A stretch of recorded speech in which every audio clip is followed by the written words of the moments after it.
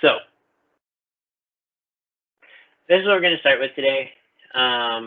It is the discussion board from Wednesday. I noticed that no one did it. So that either means I did not give you enough information to do it, or you guys didn't want to do it yet. Either way, I'm going to go over it real quick. So for those of you who haven't even looked at it yet, here's your bonus. You're going to see how to do it, which also means, guys, it's a freebie at this point. Just do it. I'm going to do it here in class right now. Please submit this assignment. I'm begging you. All right. So the way that I want to do this, though, is I'm going to kind of work through it, talk my way through it, show all the work. When I get done, we'll have time for you guys to ask me questions and ask me for clarification. All right, so I'm going to kind of demonstrate how I would go about solving and answering these problems. You're welcome, Eileen. And then at the end, right, so once I finished question 5, I want you all to ask me to explain things that didn't make sense or something you didn't understand in my process. All right, so good morning, Diana. We're going to start with this. All right, hopefully this is helpful. Let's use blue. All right, so here we go. Question number 1. And what? First, let's go through the entire setup. We have a graph here, and we have a table. Right? This is one table that's been chopped in half and placed side by side. All right. Hi, Ariana. It is not 2 separate tables representing 2 separate things. It's a single table. The table goes along with the graph. All right. So we're using a variable t instead of x, which is okay. We can use t. That's fine. It's very common to use t when you're talking about time. In this case, years is our time period. And so they're using the variable t to represent time because it's the first letter of time. Mathematicians are incredibly creative, and we use letters that correspond to the first letter in words that we're representing sometimes, because that's what we do. So y1, right, corresponds with the middle column of the table. Y2 is that third column of the table. Right, the first column represents our variable t and the value of t. Just by looking at the slope, right, I have a negative slope on this equation, so positive slope on this equation. I know this because the sign that is connected to my rate of change, which is connected to the variable. So that means this blue line is y2, as it has a positive slope. The red line is y1, as it has a negative slope. It is going down from left to right. Okay. As far as problem setup, that's important to be able to identify, be like, this line goes with this function, this line goes with the other function. I didn't have to do anything. I didn't have to do any calculations. I just need to observe which one has which slope. All right, so now we're at a starting point. So we'll look at question number 1. Question 1 is saying, what is the value of y2 when t equals 40? All right, because, and this is the nicest way I can say this, because I'm lazy, I'm going to see if I don't have to put this in the calculator, even though I couldn't find the result. I have a table here with lots of values already found for me. One of those values is when t equals 40. And I'm looking for y2 when t equals 40. Y2 is 23.6. All right, and that means 23.6 goes along with percentage of female doctors.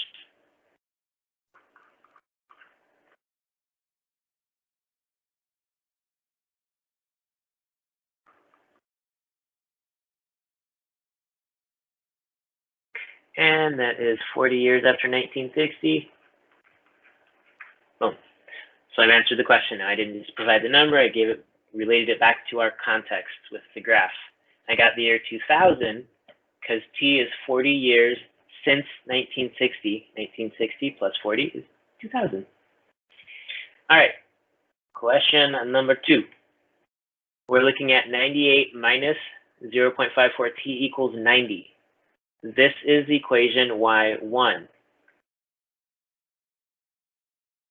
I know that because it's the right-hand side of Y1 equals.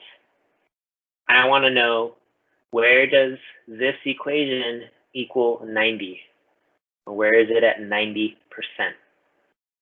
I can look at the graph. It's going to be somewhere right here. This would be 90, which is 15, 16 years as a guess. I can look at the table, right? And I'm looking for Y1 equals 90. Again, it's going to be between these values here, maybe around 15. So I have an idea. T is probably somewhere close to 15. So let's just try 15 as a starting point.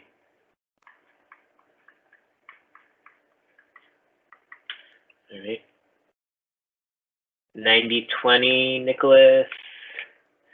So it's a good guess. And however, so always remember that the first coordinate you put in a coordinate pair, like in the parentheses, is the x value. So 90-20 is going to be this point right here. I think what you meant to say was 20-90, which is going to be really close to that 90, y equaling 90. And that's an incredibly common thing to do, especially when you're first learning how to do coordinates. Yeah, it's totally okay, Nicholas. It's a good mistake to make, right? Because now whenever you write a coordinate, you're going to think, wait, which one's x? Okay, this one goes first. That's perfect. That's what we want. X value always goes first. It's just middle schools, I don't think, do an excellent job of conveying how to do coordinates. At least that's been my experience teaching here at Orange Glen so far. Those are typically confused. So, anywho, we have this equation. Let's see.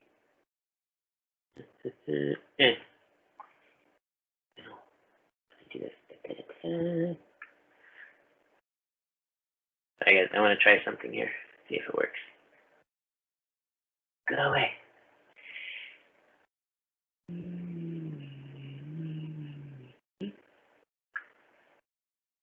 It didn't fix. It was one shot. Let's go back to drawing. All right. Anywho, we'll put this in the calculator. Make our life easy. 98 minus 0.54 times 15. All right, so this gets us to 89.9. That's incredibly close, right? Not quite. We want it to be equal to 90, right? So our guess got us really close. So we're going to have a value very close to 15. We're just going to go ahead and now solve this algebraically to get our exact answer. Okay.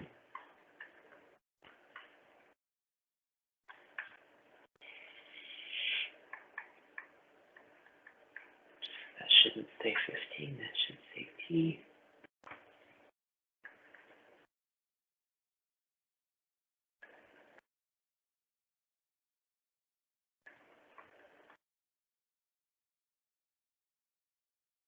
Notice that I'm dividing by the negative because I want a positive T at the end here.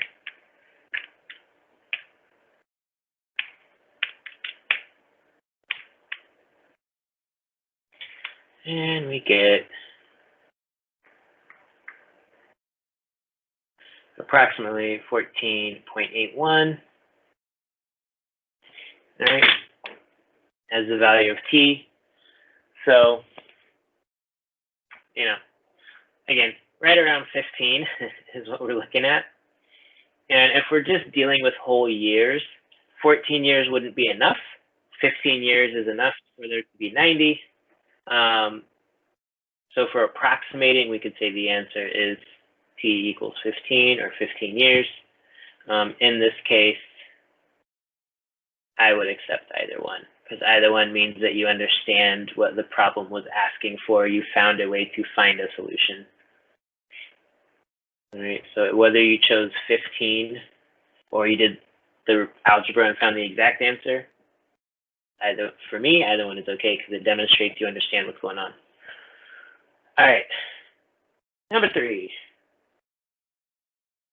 We have 98 minus 0.54t equals 2 plus 0.54t. Essentially, this problem is saying, where does y1 equal y2? All right, we have the equation part, or the expression part of y1 and y2 set equal to each other. We want to know, where are they equal? Well, we can look across our table here. Where is y1 and y2 the same value as we go down the table? It's closest here at 90, right? We also see that here on the graph.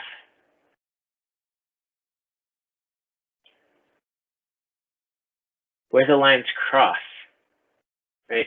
The point where the lines cross is where the y values, and the x values for that matter, are equal between those two equations, right? Estimating, we'll say 90. Again, we can solve this algebraically and get an exact value for t. I believe it's going to be just shy of 90, just a little bit less than 90.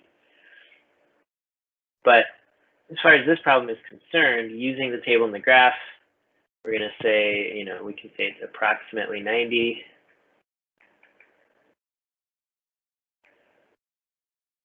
Years after 1960, or so it'd be 2050, right? The algebra itself,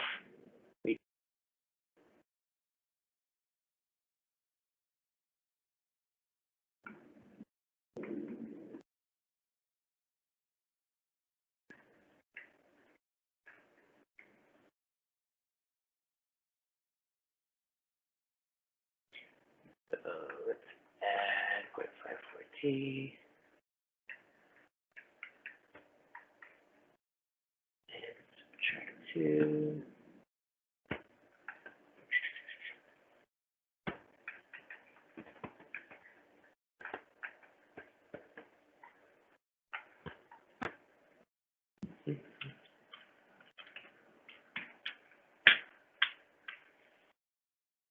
All right.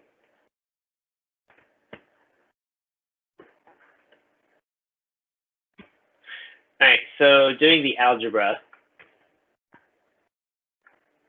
we get 88.89. So my guess was pretty close, right? We said 90. I said it's probably going to be just shy of 90. Hey, there we go. It worked out. So, and we can see that, like, if we were to zoom in on this, we can see that they cross just before this line, just barely. It's just really hard to see, and we can't see the exact value. So the algebra gets us really close to that exact value, even though it's rounded a little bit. All right, and let's see. So that's question 3. Question 4. All right, number 4. y1 equals 98 minus 0.54 times 65. All right, now again, 65, unfortunately, is not on my table. It's in between. Right? It's not here. It is, my answer should be between 65.6 and 60.2. Should be right in the middle. Right, so I have a couple strategies here. Right, I can put in my calculator and get a value. Right, we'll see what value that gets.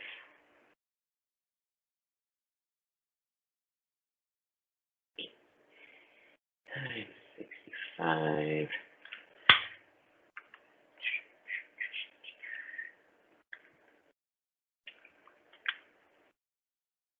And that gets me at 62.9.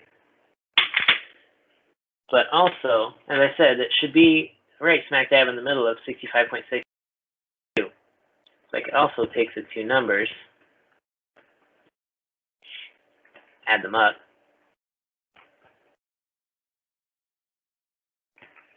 divide by 2, and see if I get the same number.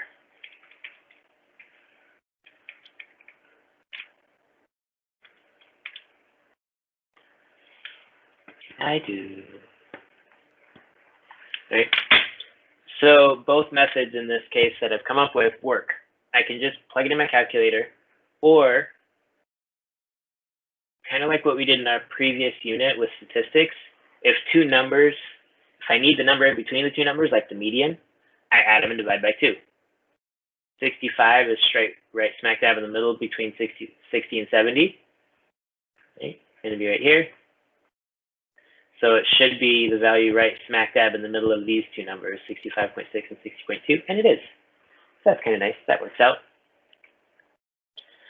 And again, going back to our context, that means that by the year 2025, right, and Y1 is male doctors, 62.9% of doctors will be male. And we could write a phrase about that. And let's see, let's go to our final problem. Go to 5.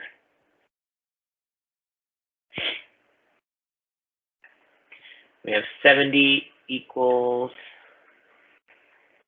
2 plus 0.54t. All right. 2 plus 0.54t, that is y2. So let's look and see if on y2 I get somewhere equal to 70. It is not on my table. All right, so we're going to have to just kind of solve this algebraically. It's also not on my graph, right? 70 is up here, right? I'd have to extend this and make an estimate, and it's just not here on this graph. So we'll get out our algebra and do it that way. So we'll start by subtracting 2 from each side. Right, that's going to give me 68 equals 0.54t divided by 0.54. All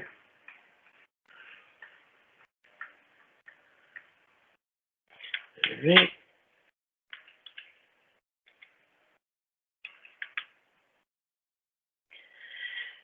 We get 125.93 approximately.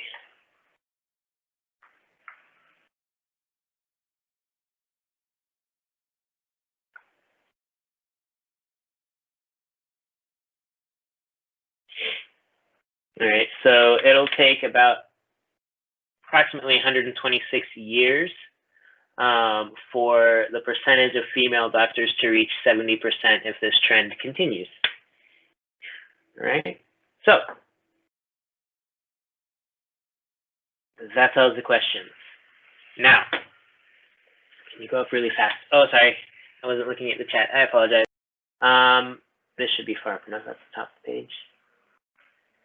All right, what are your questions? I just did a fair amount of math, which was enjoyable for me. I enjoy math. I enjoy algebra, and I'm a math nerd, so it's okay. You're good? Okay. All right. What questions do you have? What did I do that you were just scratching your head going, where did you come up with that? Where did that come from? Why did you do this? Yeah. What are your questions?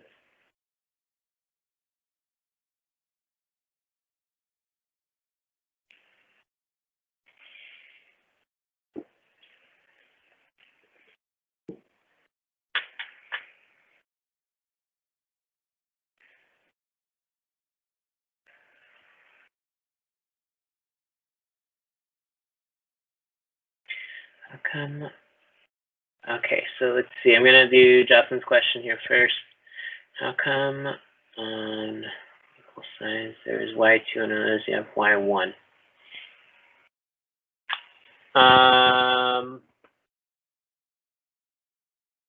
Equal signs. Okay. Are you talking about the two equations listed here, or are you talking about like up here? I'm trying to figure out exactly. So y1 and y2 are two different equations that are represented in our problem, so to say, right? So while they both have this 0.54, right? One's going up, one's going down, one's a negative, one's a positive. Y2 is the female line, Y1 is the male line. In the graph, we have the same, or in the table, we have the same idea going on, where we have Y1 in the first column and Y2. So because Y1 and Y2 are not the same Ys, right, necessarily, they're being measured in the same unit, we need to give them that little mini number next to them, Y1, Y2, to identify that they are separate equations being graphed using the same values of t. That's why t doesn't have a little mini number, because it's the same t for both equations. So like in the problems here, we have y2 equals blah, blah, blah, blah, because it wants to know what is the value of y2 when t equals 40, and it just wrote out, you know, the equation part, or the expression part of the equation y2. Just say y equals that number, because y itself doesn't apply to one equation or the other. So they're just trying to have good continuity within the problems, and being specific about which equation and which line they're talking about. Because essentially, like problem number 1 here is saying, where does, when we put in the value of t of 40, where are we on the line y2? Right, where this is line y2 going up this way, right? This is line y2 and line y1. So y1 and y2 are essentially names of the lines. Right, yes, they're all part of those two equations. Yes. All right. And then Eileen, you're asking, so you start by subtracting each side like you did to 98. Are you talking about which problem number? You're welcome, Jocelyn. Eileen, which problem, 3, 4, or 5, or 2? Number 2. Okay, excellent. All right. So yes, on number 2, when I did the algebra, I start by subtracting 98 on each side. Right, so that then I'm left with the variable term on the left-hand side, right? And that's just the number that has the variable attached to it is called like the variable term, And then we have just a regular constant term or a number on the other side. I need to get that variable term by itself so that then I could do like the division or multiplication, whatever I would need to do to make the coefficient next to the variable 1. That's the goal. I want to have 1t, right here I have 1t left over equal to a number. That's always the goal when I'm solving an equation, is I want it to have 1. How you start depends on the complexity of the equation. Right now, because we're dealing with linear equations, typically you will be starting by adding or subtracting a number. Because there's probably going to be a number next to your variable term in some way that you need to move to the other side. Right? When solving equations gets more complex, you'll have to do other operations possibly first before you can add or subtract. We're not quite there yet. One of the nice things about math, as far as I'm concerned, is that it builds. Right, we're starting with a more simple idea and concept, lines, right? Lines are straight, they're solid, they don't turn, they don't curve, they follow very distinct patterns. Right, the next type of equations we're going to look at in the next unit, they curve. All right, so they follow a different type of pattern, and they get a little bit more complex. but we'll get there later. On 4, why did you add 65.6, 60.2 first? Okay, so I've got two different things going on here. For number 4, this top portion, right? This is one method of solving our equation, in which I just put in the value of 65 that they had asked me to put in. Right, in the equation, they said, what's the value of the line y1 when t equals 65? So I just put it in my calculator and did it, and I got 62.9. Underneath it, I said, well, hey, there's another method I could use that's similar to a method we used in our previous unit, because between 60 and 70 is where my solution is. In fact, it's right smack dab in the middle. Right, 65 is halfway between 60 and 70, which means, since this is a line, the solution, right, or the value of y1 where t equals 65 should be in the middle of the two values for 65.6 and 60.2, right, because it has to follow that linear pattern. It has to have the same increase all the way throughout. So I said, well, if that's the case, if I add those two numbers, right, 65.6 and 60.2, and divide by 2, that will give me the number that's in between the two of them, right smack dab in the middle. And it does. It gives me 62.9. And so I was kind of just showing that there was two ways to find a solution, and they get us the same answer, which means they both work. You're welcome. Some very good questions, guys. Thank you. What other questions do you guys have? What else would you like me to clarify?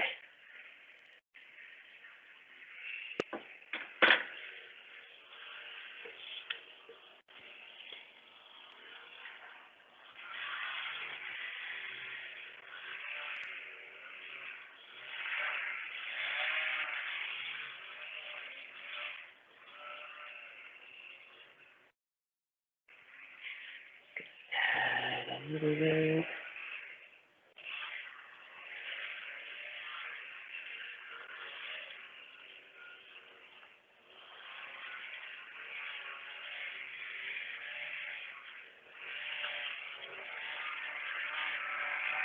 So I want to add that in for the eventuality that someone looks at this in Canvas. Why I do those arrows. All right. No matter which side you subtract on both sides. No. As long as you do the same thing on both sides of the equal sign, then it will work out. It will stay balanced. Your equation will stay balanced. So yeah, you can, I mean, to be honest, you could choose to add or subtract any number you want, as long as you do it to both sides. It's just, if you just pick a random number and add or subtract it, you're just creating more work for yourself, because you're not going to get where you need to go yet. All right. Okay. Excellent. So this will be posted in with the live class resources for today within Canvas with our notes. So if you need to look back at it, you say, yeah, present.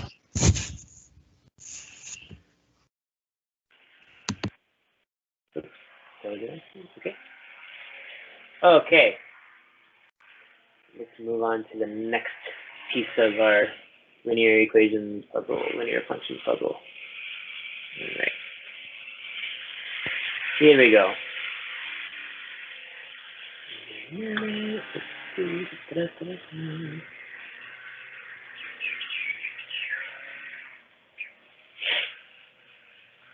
All right. So now the next thing we're going to talk about here is solving systems of linear equations, and it sounds very fancy. It's not that fancy. We've essentially already done it. We just haven't given it a formal name. So what is a system of linear equations? It's a lovely question. Glad you asked. System of linear equations is a set of two or more equations that share the same variables. All right. for instance, y equals 3x plus 1 and y equals 2x minus 3 is a system of equations. It's very common when you have a system to use these little brackets to show that those two equations are making a system. They go together. They're playing together. They're not separate things. Okay.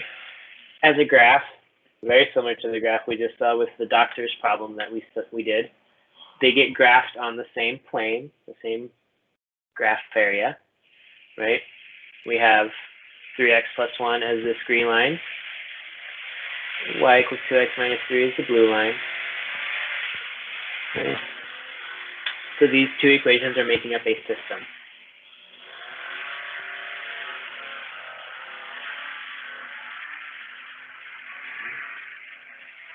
So that's all well and good. We've seen stuff like this before. Why is it different? Solving a system is slightly different than what we've done. The solution of a system of equations are the coordinates, x and y, of both equations. So rather than just finding the answer, what is the value of x when they're the same value, a solution to a system involves the x and y value.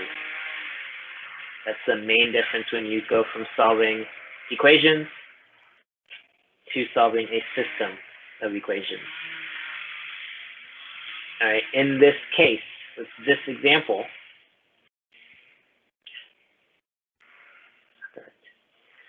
right, the solution is the value of x and y where both equations are the same and they have the same values. We see that as the intersection, right? The point in which those two lines cross represents the solution to the system, right? And so then as a coordinate, right, we're at -4, right? We list our x value first, -11. Right? So when we represent the solution to the system, right, we have the solution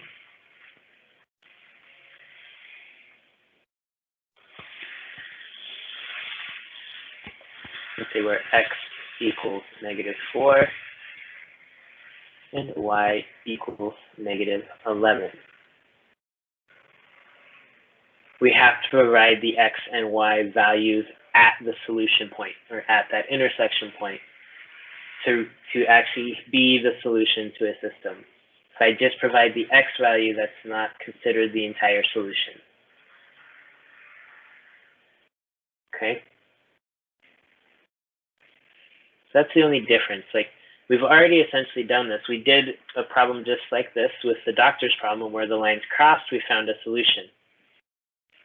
Right? But we didn't solve the system because we didn't provide the x and the y value necessarily as part of the answer.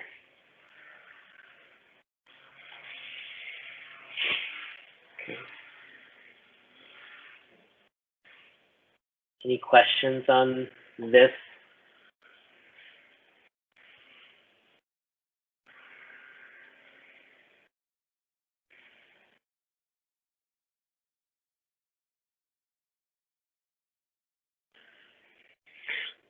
All right, when is this useful? When do we care about systems? Right? Essentially, when doing comparisons. Right? Finding a solution to a system of linear equations is commonly used when comparing things or when solving mixture problems. All right? That can be modeled with linear functions. We have an example of each of these types of problems. As a comparison problem, we can think of the doctor's problem we just saw. Right? We're comparing male and female doctors. Right? We could solve that as a system. There are two websites that provide access to online multiplayer games. Right? Gamers World charges $3.95 per day and 5 cents per minute to play. Digital Domain charges just $2 per day plus 10 cents per minute of play. Based on the daily cost of gaming, which website is the better deal?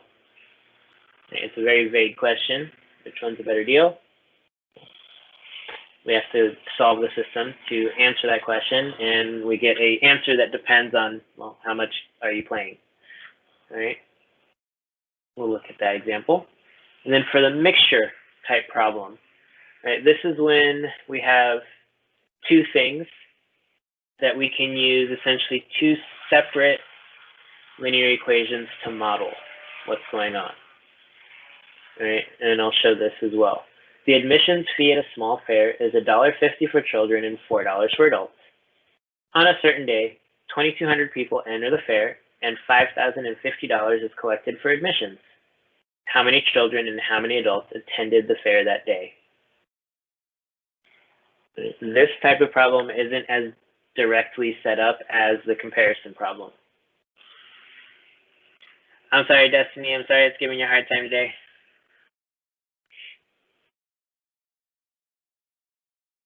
Good morning. All right, so let's look at our Gamers World versus a digital domain example first. All right.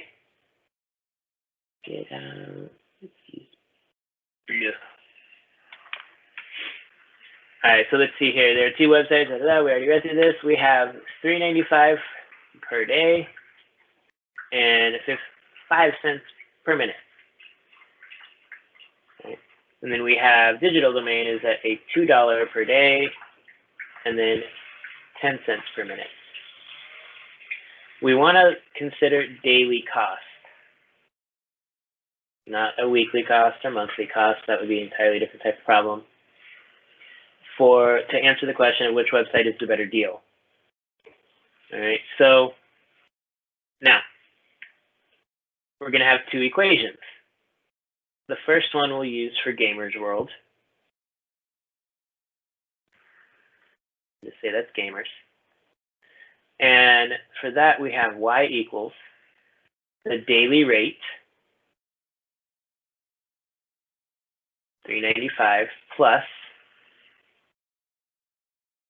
0.05 per minute. All right, since I'm talking about time, I'm just going to say t.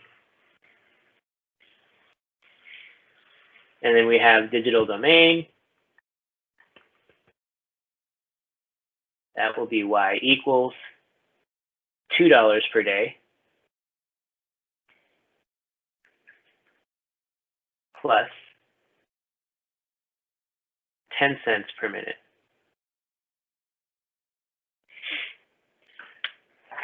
All right. So here's our two equations. We could put our little brackets there, say, okay, this is our system. Now, to solve the system, we have a couple strategies. We can look at the graph, which we don't have yet. We'll look at that shortly. Or we can just find out where the two equations are equal, right? Which is similar to what we saw in the previous problem. I can just set these two things equal to each other. They're both equal to y. So let's say, okay, well, 3.95 plus 0.05 t equals $2 plus 0.10 t. Solving this will tell me at what time, how many minutes of play are these two services the same cost. Okay, so I'm going to subtract the 0.05 t from each side. And I'm choosing to subtract the 0.05 t from the 0.10 t because it'll leave me with a positive valued t. And I like positive valued variables. They're easier to work with. All right. Since I'm doing that, I'm going to do two steps at once. I'm also, since my variable is going to end up on the right-hand side, I'm going to subtract 2 from each side as well. So this will go away from this side, this will go away from this side.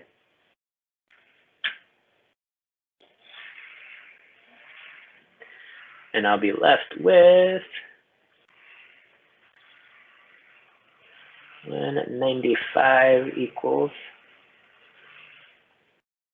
0.05t. Divide by 0.05 on both sides. And we use our trusty calculator.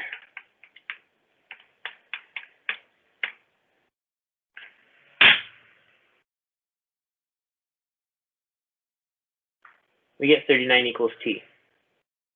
All right, but again, like I said, the solution to the system is not just finding the value of t or the value of x. I also need to know what does that represent for the daily cost. What is the value of y? Now, the nice thing is since I know that at a value of t, both equations are the same value, they equal the same number y, I don't need to plug this value into both equations.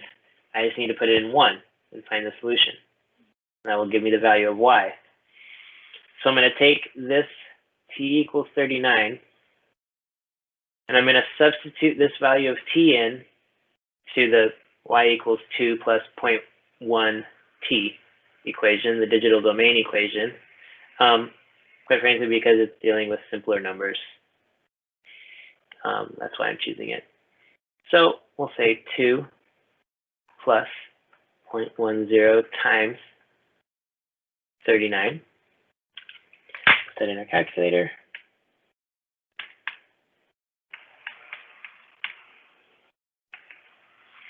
We get 590. All right. So what that means is that, at 39 minutes,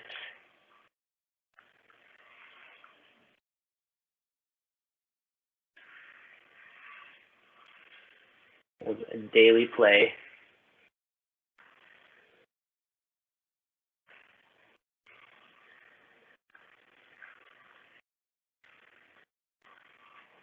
the two websites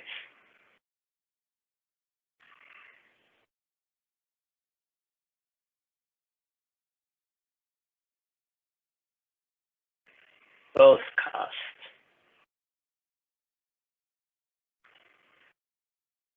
$5.90.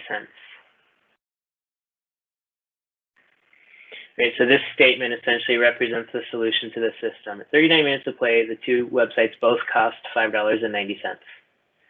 All right, so that's all well and good, but I still haven't answered the question. So the reason we need this solution to the system is that before that number, before 39 minutes, one of these two platforms costs more and one costs less. After that point, it switches. All right. So at this point, we're going to look at our graph. So I'm going to pull up Desmos here.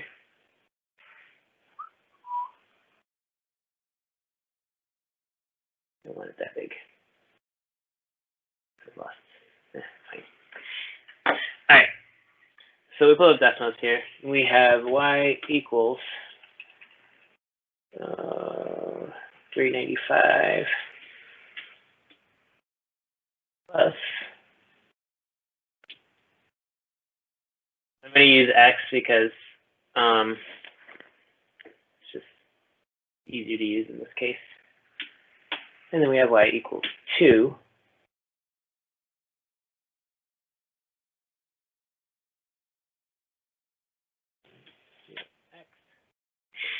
So we have our two equations here. Obviously, we cannot see their intersection at this point. So we're going to make some adjustments. All right, and then let's do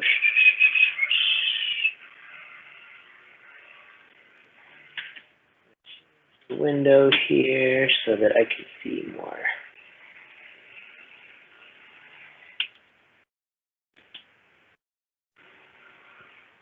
That's better. All right.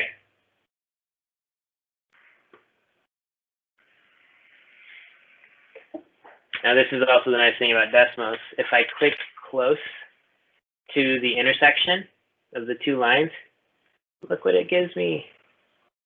39 minutes and $5.90. Isn't that stupendous?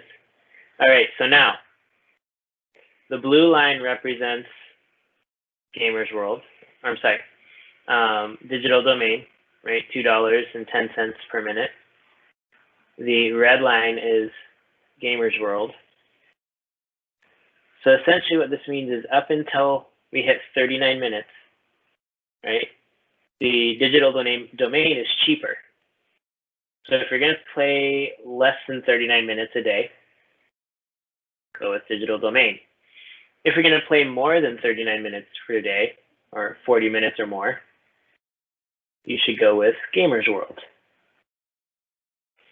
So the solution gives us that cutoff point, which is why we want to know what it is in this comparison type problem. All right. So that's why we need to find the solution for a comparison problem, because it gives us our cutoff point. All right. So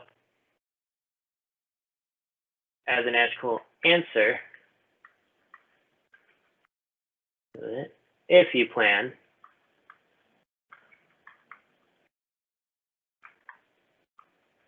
playing 40 minutes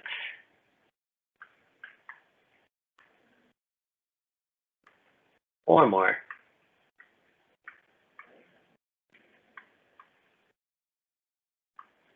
per day, then, I'm sorry, need to erase.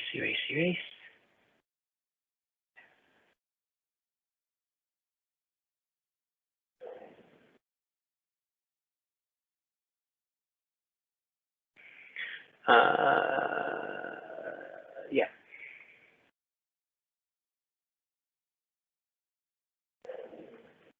In Gamers World,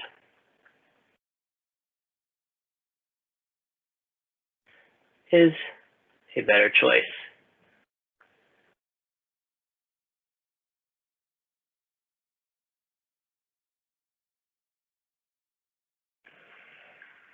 Otherwise,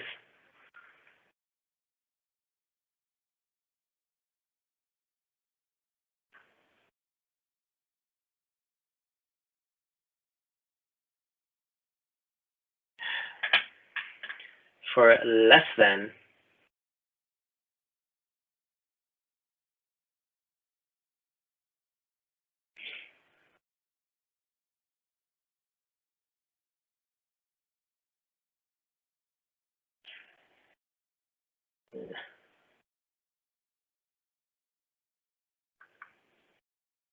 $40 minutes,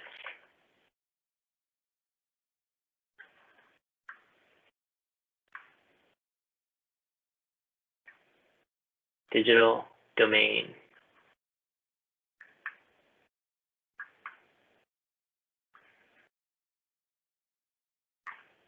is better.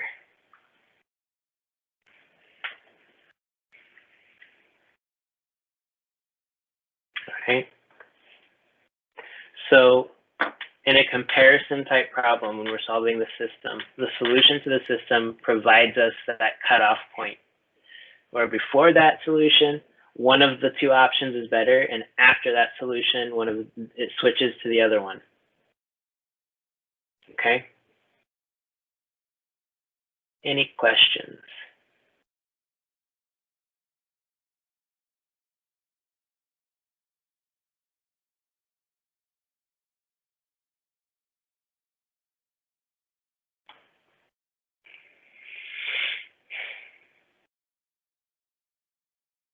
All right.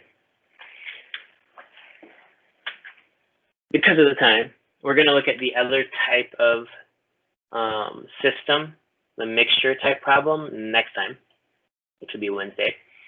Because we don't need to see that one to be able to do our tasks within this week's modules.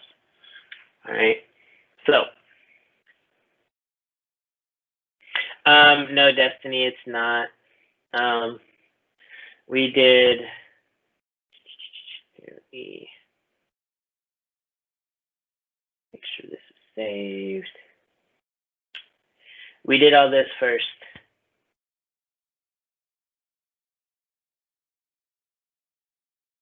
This will be posted into Canvas. I essentially worked out the discussion board from Wednesday because I after noticing that no one did it, I figured that I had not properly prepared you guys to do it, so I kind of did it with you guys, or for you guys, however you guys want to see it. So now it should be very easy to submit that assignment because it's been done already. Okay, so let's do real quick. You're welcome. Looking back in the modules, right? Who will be the doctor?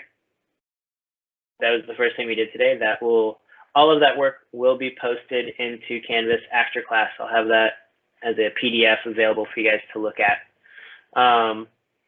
Today's discussion board, solving a system of linear equations. All right. I have provided a graph and table of values here. This is very similar to what we just did with the word problem. All right, I'm sorry. This is just strategy-wise finding the solution to a system. All right, so like we said, on our graph, where can we see the solution? We see it at the intersection. How can we see it on a table of XY values? Right? Don't believe the solution exists on the table here, but does it?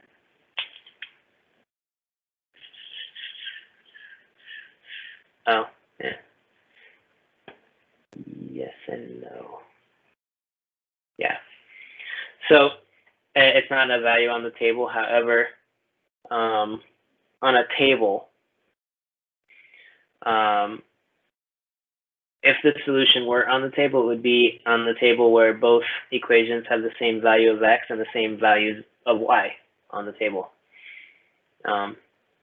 And algebraically, that was also demonstrated with the first problem, the doctor's problem, setting the two equations equal to each other and solving. And also in the gamer's world problem, we completed that by finding the y value that corresponds, right? So finding 39 and then the 590, okay?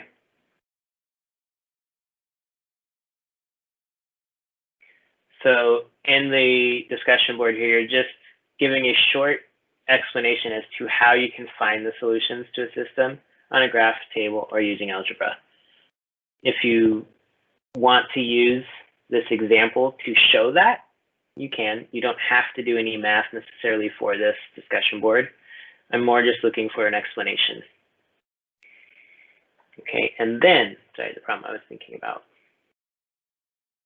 Modules. The last thing from this week is the week 10 CYU. And again, I have the suggested due date for this next Friday. So you do not need to start working on this right away. I didn't get it done till after like school yesterday. So yeah. This is a comparison type problem. We have these two charter companies that do boat rentals. They do 8-hour charters. Each boat can carry a max of 10 people. This is the cost of the boat rental, and then they have the charge per person. Question 1, you're just completing the equation, right? What is the rate of change for each of these, and what is their start value? It's okay, Phil. I know that there's connection issues all the time, and I apologize. I know it's a struggle. All right. Question 2, which charter company should you use for a group of 4 people? All right, so essentially when x equals 4 in the equation for both of those, which one costs less, right? And you can I'm asking you to show your calculations, you can just type them in or explain like, hey, for 4 people, for Wallies it costs this much, for Pikes it costs this much, therefore for, you know, whomever it costs less for 4 people, that's what we should choose. All right, next one is very similar, except now instead of 4 people, we have 8 people. Same kind of process. Figure out which one is cheaper for 8 people. The last question, based on your work, when would you choose to use Wally's charter service? Okay. In other words, for what number of guests does Wally's charter service become less expensive than Pikes? Right, so again, similar to what we did with the Gamers World digital domain problem, we're gonna kind of figure out that cutoff point to say, okay, if I have this many people, then I would choose Wally's because it's cheaper. If there's more than that many people, we would choose Pike service because it's less expensive. All right, and so that's kind of what we're looking for in question 4.